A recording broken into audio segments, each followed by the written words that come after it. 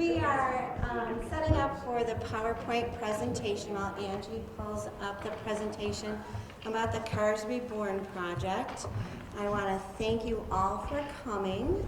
Gino and Steve, if you want to take a minute and if you have any words that you would like to say to your local planning committee for the DRI? I'll take a few. Absolutely. Thank you all for coming back. I know you guys are really busy, and it's been a while since we all were back here in this very room and made those decisions that we see happening all around our community. So it's nice to sit here. Last night in the meeting, I'm sitting in that desk, and I can see right through the window, and I see one of our projects going up, and I've heard nothing but rave reviews. A lot of people in the community are excited to see all the construction, and we're working now on our neighborhoods next. But this is an important project, so thank you for being here and considering what we're going to be looking at today, and hopefully we can continue on and get everything over the finish line. Thank you. Hey, welcome back. I think it's been the better part of almost 5 years since we finished our work, and it's great to see you all in person and live. And you can just look around. A lot of our efforts in the economic development space are bearing fruit now, and it's nice to see them live. And, hey, Dr. Sunser, welcome. So this is a really exciting project too, because it's about connecting all the pieces that are well underway. Carr's Reborn is a big one to understand. So appreciate you taking the time and joining us today so we can talk through the opportunity to kind of look at reprofiling some of the financing that was originally awarded to this project based on a little different scope of work, but something that still fits with the heart of the intent. But ESD asked for us to kind of revalidate it with the committee, and so we brought that together. And then Tammy had the great idea that said, well, let's give an update on where many of the projects are. So, and then I think we're talking about a little walking tour after. So I think Excited that's to kind see of the outline of what we'll try to accomplish today. Thanks all. Tammy, give it back to you, okay? Thank you. We had little technical difficulties this morning, so we're going to get started. The reason that we've pulled everyone together today is the Empire State Development.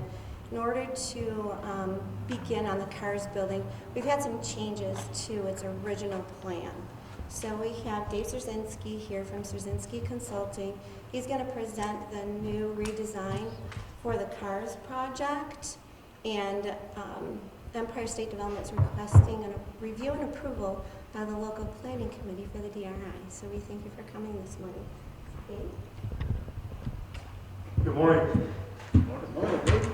So I was talking to my little brother this morning about having to do this presentation, and he goes, oh, remember when we were little kids and we'd be going there for school shopping, and we get on that elevator, and the guy was on the elevator, he had the little stick that operated the elevator, there was a gate that went across, and he'd take us up and down, and Mr. Carr's would take us upstairs to the accounting area where all the tubes came up, and your mom would pay downstairs, the tubes would come up. And I was just thinking about those memories that we had way back when, similar to the same type of memories we might have had when we were the J.J. Newberry's building, right? And now the new memories that we make at the J.J. Newberry's building at Eli Fish. That's what this project's all about, right? Taking our history, taking our memories, and turning it into something that people can make new memories with, including ourselves. And so when Peter and Ken approached me to do a feasibility study on this project, I was, jumped at it right away because of the memories that I've had as a kid, and I know that a lot of us have had. And as I was going through the building and looking at it, we're looking at the outside of the building, and you can see it's pretty nondescript, but it's an 1880s building. It's got a lot of history to it. If you remember when we were kids, on the left-hand side, they used to have that big CL Cars and the gold letters on the side. They didn't come up. Okay. Well, I had some pictures of the inside of it. Unfortunately, you can see the ceilings are falling down. It's in disrepair. And if you've been, on the outside and you kind of look in the windows, you can see it needs a lot of love. Our report had showed that, there's a lot of potential for this. Just like the original report did. We're looking to renovate in this part of the project, renovate the upper 2 floors of the Carr's building. So the east half of the building is a 2-story building, take that 2nd floor, and then the west side of the building, it's actually 2 parcels, take those 2 floors and renovate them into apartments. If they can get the technology up, I can show you an isometric of those apartments that we're talking about. The original project had 97 Main Street included in it for some reason, which is the building that Hunt Real Estate just finished remodeling. It was never connected to the Carr's building or anything like that. So it was kind of like, you know, we've got this project, but let's take care of 2 buildings at one time. Well, one of them's already done. So we haven't been able to start on ours yet. So the idea is, what can we do differently to help make this a viable project again? And what we are looking at is adding 5 to 7 Jackson Street. 5 to 7 Jackson Street's where Hunt used to be and the Girl Scouts were, and it was the extension of Carr's over time. It's actually connected through the basements and through the stairwells on the 2nd and 3rd floors. It's actually connected right there in that little courtyard behind Thomas and Dwyer's and the Genesee Bank building, right? So we're talking about replacing the 97 Main Street and putting in 5 to 7 Jackson Street. Do some apartments on the upper levels there. And then let's look at prepping the lower levels for commercial spaces. The basements of those buildings are kind of up in the air because it really depends on the tenants. You know, it could be storage for the apartments. It could be storage or things for the businesses that go in on the first floors. Or it could become part of the space like it was back in the day. If you still walk into the one side of the Carr's building, you go right downstairs on those big, 7, 8 foot wide stairway that goes right there by the doorway. So there's a lot of opportunity there. The idea of this project isn't to fully renovate that space unless we get a tenant right away. The idea of that is to get it prepared, cleaned up, get any of the asbestos out of the way, get any of the materials out of the way, and make it presentable so we can entice businesses to come in and do that. So we have monies in the budget for the basement. We have some monies in the budget for those commercial spaces on the first floor, but the primary piece of that project is getting the upper floors done with apartments. What would happen with the apartments in the Carr's building? Well, the way we set the apartments up, we tried to make them a little bit more repeatable. It helps our budget be a little bit more controlled. Instead of having odd-shaped apartments and going willy-nilly up there, we're able to have more of a linear flow of the apartments up there, use the elevator, so we would put a new elevator in the existing shaft. We would do some cleanup of the existing facade. So it's got a lot of historic value to it. It's an 1880s building to it, and it's one of our few historic buildings that we still have left on Main Street. So we would clean that limestone up, repoint it, recaulk joints, and then put new windows in. So on the west side where we have the arched windows, we would put new arched windows in there. Those would be in those apartments. So imagine that living space that's right there at the front of that apartment looking out over Main Street. Think of the professionals, young professionals and young workers that we could have that could live right on Main Street. They can walk and grab a slice of pizza, or they can walk and see a show, or they can walk across the street and go to the Healthy Living Campus.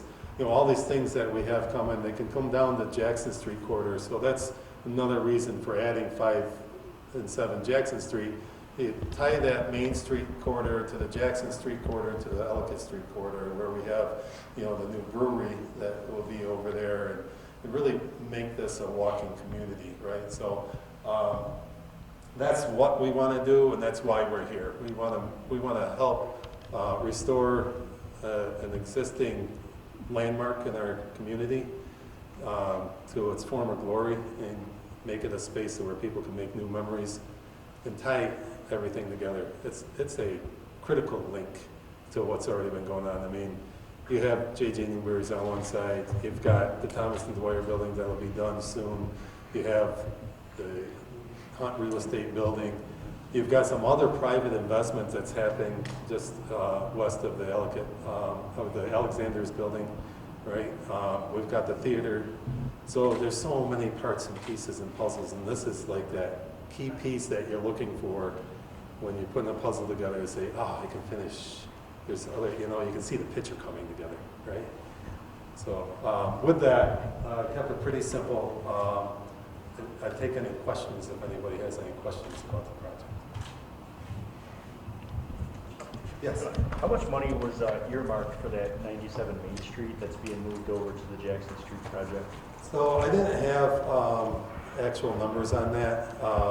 So what I did is I kind of backed into what we have now. We have about 3.5 million earmarked for the work that we have to do over at Carr's building. And then with the 5 to 7 Jackson Street, we would have about another $1.5 million for that. And the idea would be, you know, right around, you know, $4.5 million that we would be investing right now. I know that the 97 needed more work than Jackson Street did, so I would guess that it had about $2 million or a little more earmarked for that. Okay. Yeah, you know, I've spent a little time with this and shared with these guys. As they do have a nice proposal. It looks like the technology is stiffing us from seeing it, but there's renderings and everything that I've reviewed. And also they kind of spoke in their proposal to the similar themes and strategies that was done previously.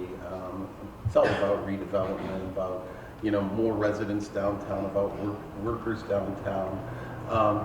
The original proposal was the request was for $1.2 million, and the total investment on both the Carr's building and 97 Main was $5.25 million. And so today, what these guys are doing is the request. What was ultimately appropriated, though, out of the $1.2 million was $1 million. And I don't think there was really a definitive breakout on the dollars appropriated by physical building. It was just, here's your total, spend it against, you know, your renovation project. So today, the request, I believe, and correct me if I'm wrong, is to just reapply that $1 million to this same project that has about a $4.5 million capital investment in total to provide the renovation, primarily the Carr's building, but to fold in another property in need of help, you know, on Jackson Street that really ties that corridor together, Main and Jackson. And it also brings a bigger commitment of investment in. And you know what, to me, it's in shooting distance, the CapEx, to be able to consider the $1 million. So it's $1 million played $5.25 previously of investment. This $1 million's playing about $4.5 million in investment. So I think that's the question on the table for the committee to consider and vote on. And ESD is just really looking for kind of that local planning committee approval to say, okay, you want to adjust the funding allocation a little bit for a slightly different scope of work. You know, that it goes a long way when you go back up the state chain. If the locals are saying, yeah, we like this, we agree. Okay. Thank you. Yeah. Yes. So what kind of business are you prepping the main floor of Carr's for? We're open. We don't have anything, an idea yet. We don't have any potential clients yet. We're really open to what does downtown need. So the idea would be to just clean up the space, open it up, freshen up the floors, walls, and ceilings, and show the potential there to potential people. You know, I could see another small department store, you know, maybe women's clothing to complement the men's clothing that we have at Charles Men's Shop. I could see a small professional office building in there if we wanted to, right? There's so much potential with the space that's there because there's just so much around it. It's just really, you can fill in a lot of blanks. So we'd be open to talking to anybody that would want to rent that space. What's the total square footage that would be involved in the project, the renovation? So we're a little over 8,500 square feet on the Carr's building, and then about 2,500 square feet per floor for the Jackson Street. So So about 13,000. 13,000, 14,000 square feet. it's a good amount of space. We're looking at 10 apartments in the Carr's building and another, 4 to 6 apartments, depending if we do doubles or singles on the Jackson Street. $1 million is a small investment for that kind of space. It's pretty efficient. If we go to the next slide, this slide just shows you the condition. But you can see how we've kind of lined things up. On the top of the page here on the left, we got some doubles and then some single apartments. By making things repeatable, we can keep our costs in line. We do show how, on the back of the building, you get all new windows, but as well on the third floor, on the piece on the right, that's the third floor, we are also putting additional windows on the side of that building as well and get some more natural light into the space. So, yeah, it's pretty reasonable, but the numbers that I'm using are based on projects that I've been doing over the last year. And we've been getting some pretty, when we can repeat the construction, we can keep our labor costs down and take advantage of that over the materials. The harder part right now is getting people to commit to timeframes. We're running really short on labor. I'm really hoping that glow with your hands can really kick that at the backside. I think that elevator is key there though too, because some of the only drawback, if there is a drawback, to some of the apartments on Main Street were the long staircase. And some of people maybe semi-retired, want to travel from Florida or wherever back and forth for the winters or spend the summers here. They were, they made some comments. Geez, if they just had an elevator, because I'm not as young as I used to be, and so there's two generations of people that might want these apartments, not just the young professionals, but then there's the older semi-retired that want to kind of downsize a little bit and have a downtown presence. So I think that elevator is key. That's one of the only buildings, or the only one, that'll have apartments with elevators other than, I think, Ellicott Square, I think, right? Or no? Ellicott Station. Ellicott Station. Yeah, so this elevator is also centrally located on the project as well. It's part of the 3-story building, technically, so it'll serve all the floors. So it's not, including the basement. It has access to the basement too. So you put storage for the apartments down in the basement, now you can go up and down on the elevator to access that storage. I mean, the other thing we're finding from an economic development perspective, and of course half the people here, it's preaching to the choir, but there was a study done in 2018 that said, by Labella on housing, that said, this community is in critical need of as much housing as we can get. That's why you see the EDC active and working, and we've got a housing committee, we're incentivizing housing, we're developing another housing strategy with the city and town that you'll be hearing about soon. We've got 80, 90 different apartments we've been involved with here in the last couple of years.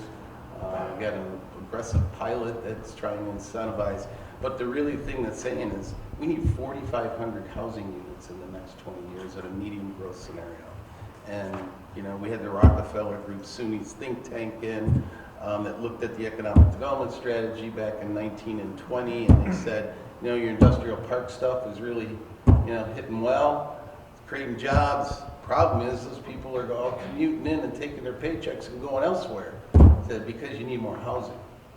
So this is one of those things where we get some of those people live here, work here, play here, spend the money that they earn at the incredible companies we have here. And as a result, this project even plays into that strategy too, right? With another 14 to 16 market rate, beautiful quality apartments. So that kind of ties a bow around this a little bit for us to consider. And just wondering if any other questions? Yes, Steve, if there's the roughly $4.5 million budget, is that just to get it cleaned up and ready to do the apartments and ready to rent, or is any of that earmarked for tenant-specific renovations that would need to be done once they have it? So the apartments are included in that. Right. So the fit out of the apartments, the kitchens and the baths and all of that is included in that, in those tenant fit outs. So they would be ready to rent apartments. The tenants, but how about the commercial space? The commercial space would just be. That would be after. Yeah, so that's why, that again, that's, without having a commercial tenant to put lot of effort into enticing one market or another type of, business into there. Really, it's kind of can work against you, and you end up having to spend money twice. Right. So in order to be efficient, we really want to just clean that space up and have a nice new space where people can see the potential for what their project would be. So there would be additional investment that would have to happen Over and above. over and above that front end, Okay. which would probably be a couple $1 million project. With office spaces, apartments are pretty simple. You got a bathroom, a kitchen. The kitchen and the living spaces are open to each other. You got a bedroom. You got some flooring. Those are pretty efficient and easy to build. It's those office spaces when you have to do different offices and conference rooms and break rooms and things like that, where you start getting into a little bit higher cost per square foot investment. Thanks. Well, any other questions? So you wanna do the roll call and all that first? I guess, do we have somebody keeping Yeah, notes? so just hold it and take some notes for us there. Tammy, maybe? Yep. Yeah, would you mind just, making it official for us, and with just a quick little note at the end? And Absolutely. we'll have a little bit of minutes following this, and then we can transact that over to ESD. Yep, absolutely. I'll move the approval. Very So basically, that's on the floor is the thing, so that's the move, so we don't need a second, or do we need a second? Yeah. I'll second. Okay, seconded by Marty, I guess, or whoever. And then I guess we can do individual, but I guess just raise of hands, all in favor. Okay. Anyone not in favor or abstaining? Okay, so moved. Thank you very much for your support. We appreciate it. Okay.